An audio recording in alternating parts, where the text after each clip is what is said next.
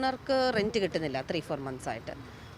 പക്ഷെ നമുക്ക് ഹെക്സാർക്ക് എന്ന് പറഞ്ഞ കമ്പനിയിൽ ഇപ്പോൾ അപ്രോച്ച് ചെയ്യാൻ ആരുമില്ല. അപ്പോൾ ലിറ്ററലി ഞങ്ങളിതിന് നടുക്കടലാന്ന് വേണം പറയാൻ. കാരണം ഇനി നമ്മൾ കോൺട്രാക്ട് പീരീഡ് ഇനിയുണ്ട്. ഞാനാണെങ്കിൽ കയറിയിട്ട് 5-6 മാസം ആയിട്ടേ ഉള്ളൂ. അപ്പോൾ ഓണറിൻ്റെ അടുത്തു നിന്നുള്ള പ്രഷർ നമ്മൾ അവിടെ ഫൈറ്റ് ചെയ്യണം, ലീഗലി ഫൈറ്റ് ചെയ്യണം. പിന്നെ നമ്മളെ ഭീഷണിയുണ്ട്, ത്രെറ്റ്സ് ഉണ്ട്. അപ്പോൾ ഇതെല്ലാം ഡേ ടു ഡേ നമ്മൾ ഫേസ് ചെയ്തുകൊണ്ടിരിക്കുന്ന ഒരു റിയൽ ഇഷ്യൂ ആണ്. പോയിന്റ് പ്രൂവ് ചെയ്യുന്നത് എന്താണെന്നറിയാമോ? നമുക്ക് ഇന്ത്യയിൽ എവിടെ വേണമെങ്കിലും കുറച്ച് പൈസ ലൂട്ട് ചെയ്തിട്ട് എല്ലാ ലീഗൽ ഡോക്യുമെൻറ്റ്സും ലീഗലി ഐ എം പെർഫെക്റ്റ് എല്ലാം കറക്റ്റ് ആക്കിയിട്ട് പെട്ടെന്നൊരു ദിവസം ഞാൻ അബ്സ്കോണ്ട് ആയാൽ തീരാവുന്ന ഒരു പ്രശ്നമേ ഉള്ളൂ. കാരണം ഈ വിക്ടിംസ് എല്ലാം കോടതിയും കേസുമായിട്ട് കയറി ഇറങ്ങി നടക്കും. പോലീസുകാരും കുറച്ചൊക്കെ ട്രൈ ചെയ്യും, കിട്ടിയാലും അസറ്റ് കിട്ടണമെന്നില്ല.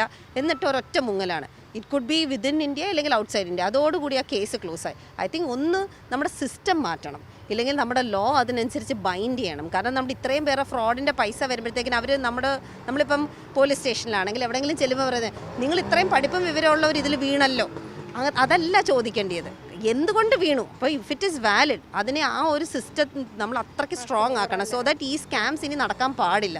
Scam is every now and then in India. പക്ഷേ ഇതിപ്പോൾ ഇൻട്രാ സ്റ്റേറ്റ് എന്ന് തന്നെ വേണം പറയാൻ. ഇപ്പോൾ 3 states ആണ്. ഇനി നെക്സ്റ്റ് എവിടെ പ്ലാൻ ചെയ്തു ഓൾറെഡി ഒരു സോൾ പ്രൊപ്രൈറ്റർഷിപ്പോ അല്ലെങ്കിൽ പ്രൈവറ്റ് ലിമിറ്റഡോ എവിടെയെങ്കിലും തുടങ്ങി അവർ സ്റ്റാർട്ട് ചെയ്ത് കാണും.